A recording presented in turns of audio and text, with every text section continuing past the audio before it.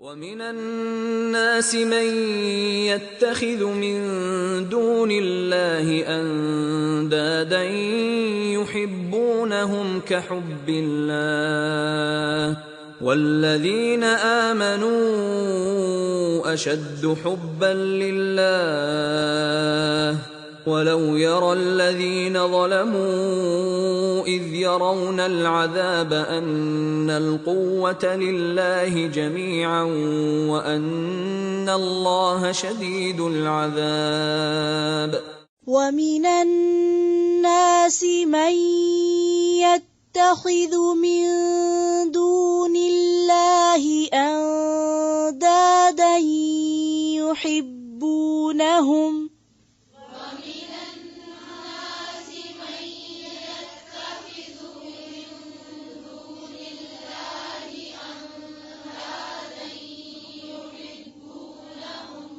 یتخذو اس کو یتخذو پڑھ سکتے ہیں، نہ تا کی زبر کو لمبا کھینچنے اور نہ ہی ذال کی پیش کو. پھر سے پڑھیں وَمِنَ النَّاسِ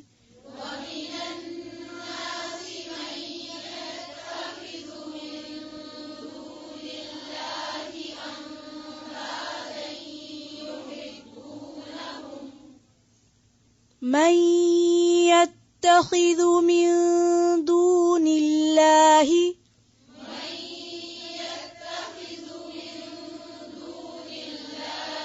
من يتخذ من دون الله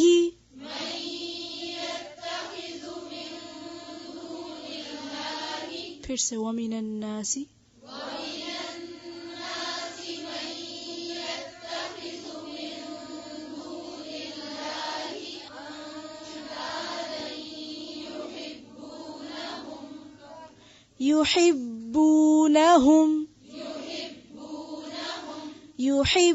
يحبونهم كحب الله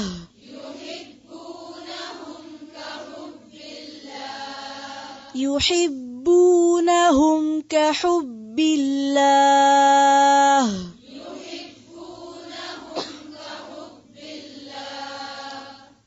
كحب الله والذين آمنوا أشد حبا لله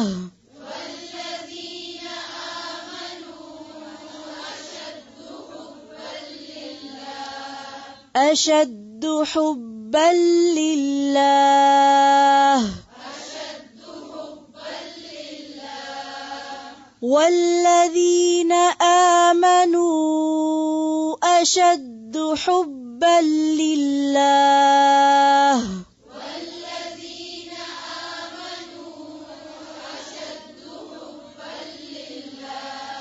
پھر سے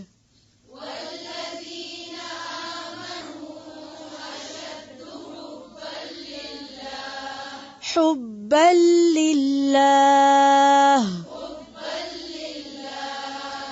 ولو يرى الذين ظلموا إذ يرون العذاب أن القوة لله جميعا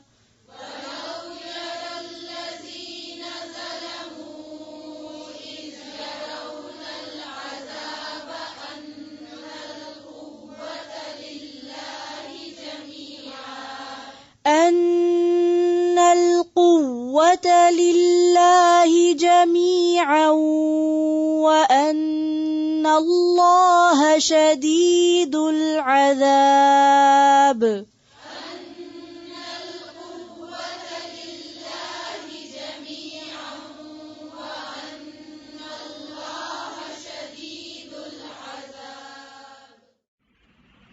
وَمِنَ النَّاسِ اور بعض لوگ ہیں من جو یتخذو بنا لیتے ہیں من دونی سوائے اللہ اللہ کے اندادن کئی شریک یحبونہم وہ محبت کرتے ہیں ان سے کحبی جیسی محبت کرنا اللہ اللہ سے والذین اور وہ جو آمنو ایمان لائے اشد زیادہ شدید ہیں، حبن محبت کرنے میں، للہ اللہ سے، ولو اور کاش، یرا دیکھ لیں، الذین وہ جنہوں نے، ظلموا ظلم کیا، اذ جب، یرونا وہ دیکھیں گے، العذاب عذاب کو، انا بے شک، القوۃ قوت، للہ اللہ ہی کے لیے ہے، جمیعا ساری کی ساری، وَأَنَّ اور بے شک، اللہ اللہ، شدید سخت ہے، العذاب عذاب دینے میں۔ وَمِنَ النَّاسِ اور لوگوں میں سے بعض، من جو یتخذ بنا لیتا ہے، من دون اللہ اللہ کے سوا، یعنی سارے ایسے نہیں لیکن کچھ ایسے ہیں، کیا بناتے ہیں، اندادن شریک، ند کی جمع، یحبونہم وہ محبت کرتے ہیں ان سے، یحبون کا لفظ ہے بے سے، حب، حب کا لفظی معنی کیا ہے، حب یحب کا مصدر ہے حب، جو چیز پسند ہو اس کو چاہنے کا نام حب ہے، جو چیز اچھی لگے اور انسان اس کو طلب کرنا چاہے، اس طلب کا نام حب ہے، چاہنے کا۔ اسی لیے ہم اردو میں چاہت کا لفظ استعمال کرتے ہیں، چاہت بمعنی محبت، یعنی کسی چیز کو اچھا سمجھ کے اس کا ارادہ کرنا، چاہنا، کیونکہ عموماً یہی ہوتا ہے نا، جو چیز آپ کو اچھی لگتی پھر آپ کو کیا دل چاہتا ہے، وہ آپ کی ہو جائے، وہ آپ کو مل جائے۔ اس کی کئی وجوہات ہوتی ہیں، یعنی محبت کے پیچھے کئی وجوہات ہوتی ہیں، مثلاً بعض اوقات لذت ہوتی ہے، لذت، کوئی چیز لذیذ لگتی، مثلاً کچھ کھانے، تو ٹیسٹ کے لیے آپ کیا کرتے ہیں، کئی کلومیٹر دور گاڑی لے جا کے وہاں سے خاص چیز خرید کے لے کر آتے ہیں، یہ چاہت نے آپ کو چلایا اور وہاں پہنچایا، کیونکہ آپ کو پتا ہے کہ جب تک وہ خاص انگریڈینٹ نہیں ہوگا کھانے میں مزہ نہیں آئے گا۔ لذت سبب بنی چاہت کا، چاہت سبب بنی جانے کا، لینے کا، حاصل کرنے کا۔ ایک وجہ تو لذت ہوتی ہے، دوسری وجہ فائدہ ہوتا ہے، یعنی بعض محبتیں مفاد پر مبنی ہوتی ہیں، جس چیز سے فائدہ حاصل ہوتا ہے انسان اس سے محبت کرتا ہے اور اس وقت تک کرتا ہے جب تک اس سے اس کو فائدہ حاصل ہوتا رہتا ہے، اور جب وہ چیز فائدہ پہنچانے کے قابل نہیں رہتی تو پھر اٹھا پھینکتا ہے اس کو۔ آپ نے دیکھا ہوگا کہ بعض دوستیاں اور بعض رشتے ایسے ہی ہوتے ہیں، بعض محبتیں کیا ہوتی ہیں، مثلاً لڑکے لڑکی کی محبت، اب محبت رہی، فرینڈشپ رہی، کوئی شادی وادی نہیں، کچھ نہیں، تو جب تک وہ لڑکی جوان رہی، فائدہ پہنچاتی رہی، محبت باقی رہی، اور جب دیکھا کہ وہ تو اپنا دیکھنے کے لائق ہے، نہ ہی کوئی اور فائدہ اس سے، تو اٹھا پھینکا اس کو۔ لیکن اسلام نے جو شادی کا حکم دیا ہے تو اس میں اللہ تعالیٰ فرماتے ہیں کہ یہ صرف مودت نہیں بلکہ رحمت بھی ہے اس میں، کہ چاہے وہ عورت اب بچے نہیں بھی پیدا کر سکتی، اتنی خوبصورت نہیں رہی، لیکن اس کے باوجود اس کے لیے اللہ تعالیٰ دل میں ایک رحمت ڈال دیتے ہیں، اور اس طرح شوہر اور بیوی کا رشتہ جو ہے وہ مرتے دم تک ایک طرح سے قائم رہتا ہے۔ تو شادی کی جو حکمت ہے وہ صرف مودت یا محبت بیس نہیں بلکہ رحمت بھی، کہ اس سے رحمت بھی وجود میں آتی، کہ ایک دوسرے کی جو کیئر ہوتی ہے۔ آج کی شادیاں اسی لیے ناکام ہیں زیادہ تر کہ عموماً وہ صرف ایک چیز پر بنیاد کرتی، لذت پر یا فائدے پر۔ بعض لوگ فائدوں کی خاطر شادی کرتے ہیں نا، دنیاوی مفادات کی خاطر، اور جب دیکھتے ہیں وہ فائدہ ہوا نہیں تو پھر کیا کرنے لگ جاتے ہیں۔ ایسی ہیں نا مثالیں کہ نہیں، بس زیادہ ہو گئی ہیں، اللہ کا خوف نہیں رہا تو زیادہ تر شادیاں مادیت پرستی پر، دنیاوی فائدوں پر، کہ دنیا ہمیں کتنی ملے گی وہاں سے، اس بنیاد پر ہوتی، یعنی بنیاد غلط ہے۔ نتیجہ کیا ہوتا ہے، جب وہ دیکھتے ہیں کہ اچھا انہوں نے تو کہا تھا ہم اتنا جہیز دیں گے اور جہیز تو ملا نہیں، انہوں نے کہا تھا ہم یہ بھی اور یہ بھی دیں گے تو وہ تو یہ لڑکی لائی نہیں، لہذا کیا کرو، واپس بھیج دو، یعنی گویا اور کوئی غرض ہے ہی نہیں۔ تو اسی طرح دوستوں میں بھی آپ نے دیکھا ہوگا کہ جب کسی انسان کے پاس مال زیادہ ہو تو اس کے دوست بھی زیادہ ہونے لگتے ہیں۔ تو یہ دوستی کس بنیاد پر، یہ محبتیں کس بنیاد پر، فائدے۔ اور جب مال نہیں رہا تو کیا ہوا، بھول گئے، کنگال ہو گئے، سب نے چھوڑ دیا. لیکن جو سچے دوست ہوتے ہیں، جو اللہ کی خاطر محبت کرتے ہیں، وہ آپ کے مال کی وجہ سے یا حسن کی وجہ سے آپ سے محبت نہیں کرتے. وہ بنیاد کچھ اور ہوتی ہے. اسی لیے کہا کہ اللہ کی خاطر محبت کرو، کیونکہ یہ واحد محبت ایسی ہے جو مرنے کے بعد بھی قائم رہے گی. اور اگر دنیاوی چیزوں پہ محبت ہوئی نا، تو وہ جتنے دن وہ چیز ملے گی تو محبت، اور چیز گئی تو محبت بھی گئی. وہ عارضی محبت ہے، سطحی محبت. تو دوسری وجہ یہ ہوتی ہے محبت کی. تیسری وجہ جو ہوتی ہے وہ کوئی فضیلت یا خوبی ہوتی ہے. مثلا کسی میں کوئی خاص خوبی ہے، کسی کے پاس علم ہے، تو اس سے محبت کیوں ہے؟ اس کے علم کی وجہ سے. یا کسی کے پاس اور کوئی خوبی کہ وہ انسانوں کی خدمت بہت کرتا ہے، تو اس سے محبت جو ہے وہ اس کی وجہ سے ہوتی. ٹھیک ہے، یہ بھی محبت کی ایک مضبوط بنیاد ہے. ٹھیک ہے، جب کسی انسان کی کسی خاص کردار کی وجہ سے اس سے محبت کی جائے تو یہ ایک درست بنیاد ہے. لیکن باقی بنیادیں کمزور ہیں، مفاد اور لذت اور یہ سب، کیونکہ یہ لذت بھی عارضی ہوتی ہے اور مفادات بھی عارضی ہوتے ہیں. اب آپ دیکھیں کہ اگر کوئی شخص کسی انسان سے محبت کرتا ہے کہ اس سے اس کو علم ملتا ہے مثلا، اور جس دن استاد نے پڑھانا چھوڑا اس دن محبت بھی ختم، تو یہ بھی مفاد ہے، بیسیکلی مفاد پر مبنی. والدین جب تک وہ ہمارے لیے کچھ کرتے ہیں تو ہم محبت کرتے ہیں، اور جب وہ بوڑھے ہو جاتے تو بس ٹھیک ہے، اٹھا پھینکو ان کو، ضرورت نہیں رہی ان کی. یہ بھی ایک غیر انسانی حرکت ہے. یہ بھی مفاد والی محبت ہے، حقیقی نہیں. تو ماں باپ سے محبت کس لیے؟ چاہے وہ بوڑھے ہو جائیں، کہ وہ ہمارے ماں باپ ہیں، ان کا ماں باپ ہونا باعث محبت ہے. اسی طرح اہل علم کا اہل علم ہونا باعث محبت ہے.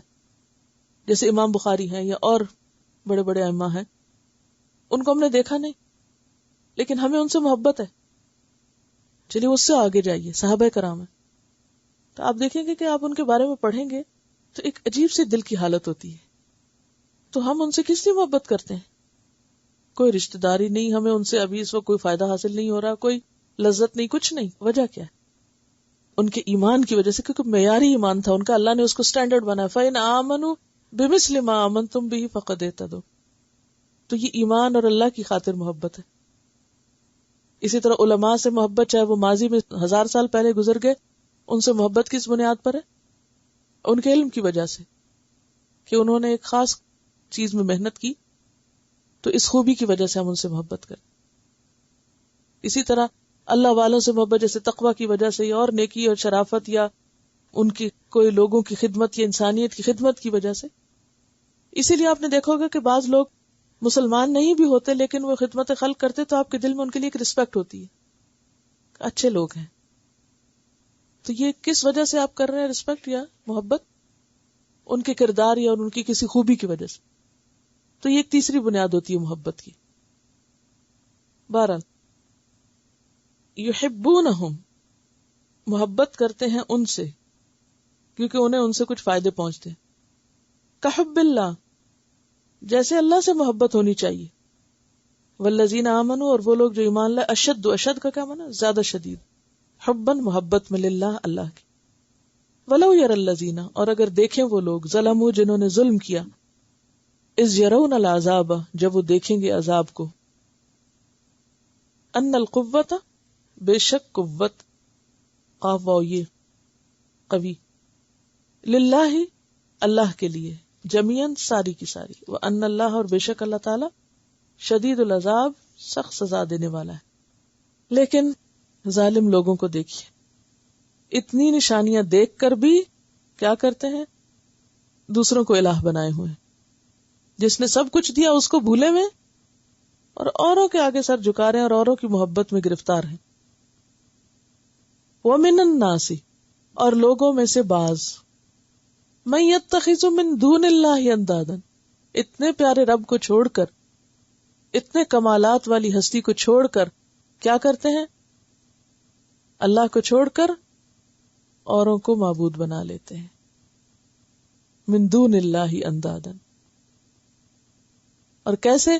یحبونہم کحب اللہ، ان سے ایسی محبت کرتے ہیں جیسی محبت اللہ سے کرنی چاہیے. والذین آمنوا، اور وہ لوگ جو ایمان والے ہیں، اشد حبا للہ، اللہ کی محبت میں سب سے زیادہ شدید ہے. تو ایمان کیا ہے؟ اللہ کی حب شدید. اب آپ دیکھیے کہ جیسے کہ میں نے بتایا کہ محبت کی وجوہات اور بنیادیں کیا ہوتی ہیں، محبت کب کوئی کرتا ہے، کبھی کسی کی خوبی دیکھ کے، کبھی کہیں سے فائدہ پا کے، کبھی لذت کی خاطر. تو اب آپ دیکھیے کہ اللہ تعالیٰ نے جو بھی چیزیں ہمارے لیے پیدا کی ہیں، ان میں خوبصورتی بھی ہے، ان میں لذت بھی ہے، نگاہوں کے لیے ایک حسن ہے، اور ان میں ہمارے لیے بے شمار فائدے بھی ہیں. تو ساری چیزیں ایک جگہ پر اکٹھی. تو ہونا تو یہ چاہیے تھا کہ پھر ساری محبت بھی ہماری اللہ کے لیے ہوتی، یا شدید تر محبت اس کے لیے ہوتی، لیکن لوگ اس کو بھول کر اوروں میں اٹک جاتے ہیں. بات یہ ہے کہ محبت انسان کی ضرورت ہے، اور انسان کی فطرت میں ہے کہ وہ محبت کرتا ہے. جیسے ہمارے جسم کی کچھ ضروریات ہیں، مثلا کھانا پینا جسم کی ضرورت ہے نا، قرآن پڑھنا روح کی ضرورت ہے، علم حاصل کرنا عقل کی ضرورت ہے. عقل کی چمک نہیں ہو سکتی جب تک آپ علم حاصل نہ کریں. اور محبت انسان کی جذباتی ضرورت ہے، یعنی ہر انسان کے اندر محبت کا جذبہ ہے. یعنی جیسے انسان کی باقی ضروریات ہیں، ایسے ہی انسان کے لیے ایک ضرورت محبت بھی ہے، یعنی ایک فطری جذبہ ہے. تو جائز حد میں رہ کر انسان کسی بھی چیز سے محبت کر سکتا ہے. کچھ لوگ انسانوں سے کرتے ہیں، کچھ لوگ پیٹس سے کرتے ہیں، کچھ لوگ مال و دولت سے کرتے ہیں، کوئی کسی سے، کوئی کسی سے. تو یعنی ہر ایک کی چوائس مختلف ہو سکتی ہے. تو محبت جائز حد میں رہ کے کسی بھی چیز سے آپ کر سکتے ہیں. یہ نہیں کہا کہ مال کی محبت نکال دو، یا یہ نہیں کہا کہ بیوی بچوں کی محبت نکال دو، یا دوستوں کی محبت ختم کر دو. یہ نہیں کہا گیا. جائز حد کے اندر لمٹس میں رہ کر آپ محبت کر سکتے ہیں. ہاں، جو شدید محبت ہے وہ صرف اللہ سے ہونی چاہیے، اور سب سے بڑھ کر جو محبت ہے وہ صرف اللہ سے ہونی چاہیے. یہ صرف اللہ کا حق ہے. کیا کہ انسان اپنے قیمتی ترین جذبات صرف اس کو دے جس نے ہمیں سب کچھ دیا. لیکن کچھ لوگ اس معاملے میں افراط و تفریط کا شکار ہو جاتے ہیں، بھٹک جاتے ہیں. جیسی محبت اللہ سے ہونی چاہیے ویسی محبت وہ غیر اللہ سے کرتے ہیں. غیر اللہ کیا ہوتا ہے؟ اللہ کے علاوہ باقی سب. اللہ کے علاوہ باقی سب غیر اللہ ہیں. کچھ لوگوں کو اپنے ہاتھ کے بنائے ہوئے بتوں سے بڑی محبت ہوتی ہے، کچھ کو شخصیتوں سے بڑی محبت ہوتی ہے، لیڈرز سے بڑی محبت ہوتی ہے، انسانوں سے، مذہبی شخصیتوں سے، بڑوں بزرگوں سے. کچھ لوگ اپنی قوم، برادری، اپنے خاندان سے بڑی محبت کرتے ہیں، بیوی بچوں سے بڑی محبت کرتے ہیں. کچھ لوگ کچھ انسانوں کی محبت میں گرفتار ہو جاتے ہیں. تو یہ سب غیر اللہ کی محبت ہے. اب ہوتا کیا ہے کہ انسان جس سے محبت کرتا ہے نا، وہ چیز اس کے دماغ اور دل پہ حاوی ہو جاتی ہے، یا نہیں؟ وہ اسی کی یاد میں جیتا ہے، وہ اٹھتے بیٹھتے اسی کو یاد کرتا رہتا ہے، وہ اسی کی یاد میں سوتا ہے، اسی کی یاد میں اٹھتا ہے، وہ چلتا پھرتا ہے مگر یاد وہ اسی کو ہی کر رہا ہوتا ہے. ٹھیک ہے؟ وہ جہاں بیٹھتا ہے اسی کا تذکرہ شروع کر دیتا ہے. وہ بھوکا ہو پیاسا ہو سب سے پہلے وہ اسی کی طرف توجہ کرتا ہے. جیسے ماں کو اگر بچے سے محبت ہے تو وہ انہیں سو بھی رہی ہوگی تو خواب میں بھی دیکھے گا بچہ رو رہا ہے. انہیں اس کی صرف عام زندگی نہیں، اس کی خوابوں میں بھی وہ چیز شامل ہو جاتی ہے. پھر خواب میں اکثر وہی چیز انسان دیکھتا ہے جو اس کے دل دماغ پہ حاوی ہوتی ہے، پھر وہ خواب میں بھی نظر آنے لگتی ہے. اور باقی سب سے اس کا تعلق سیکنڈری ہو جاتا ہے. یعنی شدید محبت کی علامتیں کیا ہیں جو ابھی میں نے بتائیں، اور باقی سب سے اس کا تعلق سیکنڈری. باقی سب نمبر 2 ہوتے ہیں اس کے لیے. یعنی ہر انسان کی زندگی میں کوئی نمبر 1 ہے اور باقی سب غیر اس کے نمبر 2 ہے. یہاں شرط لگا دی گئی والذین آمنوا اشد حبا للہ. وہ لوگ جو ایمان لائے وہ اللہ کی محبت میں شدید ہوتے ہیں، یعنی اللہ کی ذات ان کی زندگی میں نمبر 1 ہوتی ہے. جیسے آپ ایک انسان سے محبت کرتے ہیں تو باقی انسانوں سے رسمی تعلق ہوتا ہے، اور جس سے آپ محبت کرتے ہیں اس سے آپ کا خاص تعلق ہوتا ہے. محبتوں کا امتحان ایک کیسٹ بھی ہے، سورۃ توبہ کی آیات ہیں جس میں خاص طور پر یہ بات آتی ہے، کل ان کان آباؤکم و ابناؤکم و اخوانکم و ازواجکم و عشیرتکم و اموال اقترفتموها و تجارت تخشون کسادها و مساکن ترضونها احب الیکم من اللہ ورسولہ و جہاد فی سبیلہ فتربصوا حتی یأتی اللہ بامرہ. کہ اگر تمہارے باپ اور تمہارے بیٹے اور تمہارے قبیلے اور تمہارے مال جو تم نے کمائے اور تمہارے گھر جو تمہیں بہت پسند ہے، یہ سب تمہیں اللہ اور اس کے رسول اور جہاد سے بڑھ کر عزیز ہیں، تو انتظار کرو پھر اللہ اپنا فیصلہ لے آئے. تو ایمان کا تقاضا کیا ہے کہ انسان سب سے بڑھ کر اللہ کو چاہے، کسی اور کو نہیں. اب آپ اپنے آپ کو خود ٹیسٹ کر سکتے ہیں کہ کون ہے جو آپ کے دماغ پر سوتے جاگتے حاوی ہے. اگر ایسا ہے کوئی تو آپ دراصل شرک کر رہے ہیں. اب یہ بات آپ کو میری سخت تو بہت لگے گی، لیکن حقیقت یہی ہے اور بتانا بھی ضروری ہے کہ کوئی انسان، کوئی مال، متاع، چیز، جگہ، گھر، پیسہ، کاروبار، بزنس، کوئی چیز ایسی نہیں ہونی چاہیے جو اللہ سے آگے آ جائے اور ہر وقت دماغ پہ چھائی رہے آپ کے. اگر کوئی بھی شخص آپ کے دماغ پہ چھایا ہوا ہے یا کوئی بھی چیز چھائی ہوئی ہے تو آپ ایک مصیبت کا شکار ہیں. آپ غیر اللہ کی گرویدگی کا شکار ہو کے مصیبت میں پڑ چکے ہیں. لہذا آپ کو کوشش کرنی چاہیے اور دعا کرنی چاہیے کہ یا اللہ مجھے اس فتنے سے باہر نکال. اس کا یہ مطلب نہیں کہ ہم محبتیں نکال دیں دلوں سے. محبت تو خوشی دیتی، خوشی لاتی ہے. ہم محبت کر سے مگر لمٹس، اور وہ لمٹس آپ کو خود کھینچنی پڑیں گی. یہ سب بیکار کی باتیں. لوگ کہتے ہیں محبت اور جنگ میں ہر چیز جائز ہے. یہ کس کا قول ہے؟ کوئی اللہ تعالیٰ کا قول ہے؟ نہیں، کوئی جائز نہیں ہوتا سب کچھ. ہر چیز کی اللہ نے حد رکھی اور حدیں توڑنے والے فاسق ہوتے ہیں. اور یہ انتہائی خطرناک رویہ ہے کہ کسی انسان کو یا کسی چیز کو انسان اپنے اوپر اتنا حاوی کر لے کہ انسان پھر کسی اور کام کا رہے ہی نہ. یہ بیماری کی علامت ہے، یہ جنون ہے، یہ ذہنی خلل ہے، اور یہ انسان کے لیے نقصان دہ ہے. یعنی آپ لمٹ کے اندر رہ کے دوسروں کو یاد بھی کر سکتے ہیں، آپ دوسروں سے اپنے جذبات کا اظہار بھی کر سکتے ہیں، سب ٹھیک ہے. یعنی محبت منع نہیں ہے. یاد رکھیے، میں نے پہلے بتایا محبت ضرورت ہے، جیسے کھانا پینا ضرورت ہے. لیکن جب محبت جنون کی شکل اختیار کر جائے، انسان کو پاگل بنا دے اور انسان پاگلوں والی حرکتیں کرنا شروع کر دے، تو یہ پاگل پن جائز نہیں ہے. لمٹس کراس کرنا جائز نہیں ہے کہ انسان جائز ناجائز کا فرق بھول جائے. اگر ایسا کرے تو اسے توبہ کرنی چاہیے اور پلٹنا چاہیے.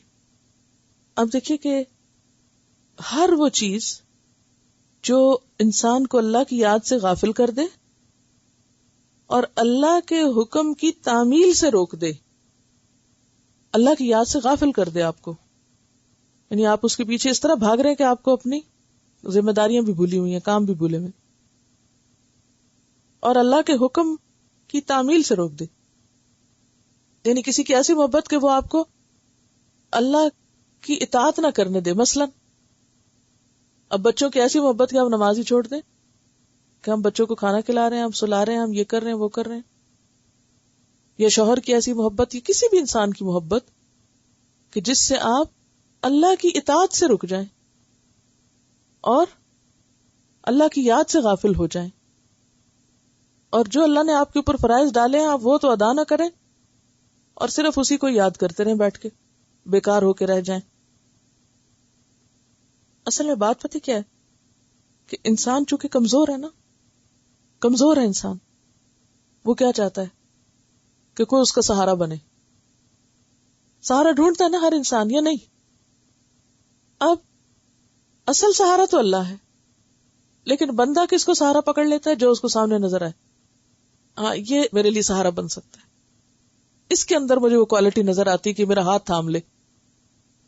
یعنی اکثر ہم جس چیز سے محبت کرتے ہیں اس سے کیا تقاضا کرتے ہیں؟ میرا ہاتھ تھام لو. تو اللہ کے سوا کسی اور پر توکل، بھروسہ اور اس کو سہارا سمجھنا، یہ کس قدر بیکار بات ہے. کون کس کا سہارا بن سکتا ہے؟ کون کس کا ہاتھ تھام کے رکھ سکتا ہے؟ وہ تو خود اپنا ہاتھ نہیں تھام سکتا، خود موت کے منہ سے نہیں نکل سکتا، وہ تو خود فانی ہے. کن کو سہارا سمجھے ہوئے ہم؟ تو چونکہ انسان کے اندر ایک طلب رکھ دی گئی ہے نا محبت کی، اور پھر ایک سہارے کی ضرورت اس کو، تو پھر عموماً انسان جب انسانوں کو یا مادی چیزوں کو سہارا سمجھتا ہے تو بعض اوقات ان سے اتنا امپریس ہوتا ہے اور اتنا ان سے مروب ہوتا ہے کہ وہ پھر ہر بات انہی کی مرضی کی کرنے لگ جاتا ہے، چاہے اللہ راضی ہو یا ناراض ہو، انہی کے آگے جھکنے لگتا ہے. اور پھر ایک مرحلہ ایسا آتا ہے کہ لوگ انہی کے آگے جا کے سجدہ کرنے لگتے ہیں. یہی وجہ کہ آپ دیکھیں کہ بعض لوگ اگر بتوں کے آگے سجدہ کرتے ہیں تو بعض لوگ انسانوں کے آگے بھی سجدے کر رہے ہوتے ہیں. شاید آپ نے یہ منظر کبھی سنا یا دیکھا ہو. یعنی بعض بزرگوں کو وہ اتنا اونچا مقام دے دیتے ہیں کہ لٹرلی جا کے ان کے آگے وہ زندہ ہوں یا وہ مردہ ہوں. یہ کہہ رہی ہے کہ ان کے گاؤں میں ایک مزار ہے شاہ عبدال کا، جہاں لوگ جاتے ہیں، عورتیں جاتی ہیں خاص طور پر، وہ دیا بھی جلاتی ہیں اور قبر کو سجدہ کرتے ہیں. میں نے خود اپنی آنکھوں سے دیکھا. تو بے شمار ایسی جگہ ہیں، کچھ زندہ بزرگ ہیں، کچھ مرے ہوئے. اب آپ دیکھیے اس آیت کو، وَمِنَ النَّاسِ، اور لوگوں میں سے بعض ایسے، مَن يَتَّخِذُ، جو بنا لیتے ہیں، مِن دُونِ اللَّهِ، اللہ کو چھوڑ کر. اور عموماً جو لوگ اللہ کی طرف بلاتے ہیں، لوگ اللہ کو تو بھول جاتے ہیں، ان میں اٹک جاتے ہیں. یہ ایک اور مصیبت. یعنی جو لوگ اس لیے اٹھتے ہیں، یعنی جتنے بزرگان دین ہیں اور ان کی قبروں کو اس طرح مرکز بنایا وہ لوگوں نے، وہ کس لیے؟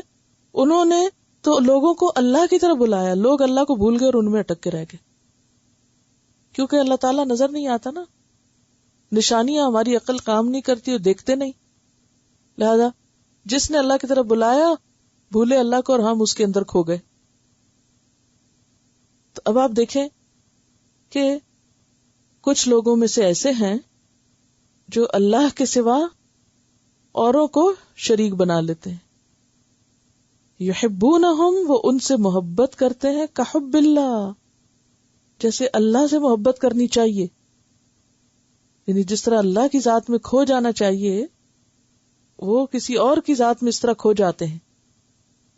والذین آمنوا اشد حبا للہ، مگر ایمان والے ایسے حماقت نہیں کرتے، وہ اللہ ہی کی محبت میں ہوش و حواس کے ساتھ شدید ترین ہوتے ہیں. وَلَوْ يَرَى الَّذِينَ ظَلَمُوا، اور کاش ابھی دیکھ لیں وہ لوگ جنہوں نے ظلم کیا، یعنی جنہوں نے شرک کیا. اِذْ يَرَوْنَ الْعَذَابَ، جب وہ اصل عذاب دیکھیں گے اس وقت پکار اٹھیں گے، أَنَّ الْقُوَّةَ لِلَّهِ جَمِيعًا، کہ قوت تو ساری اللہ کے پاس ہے.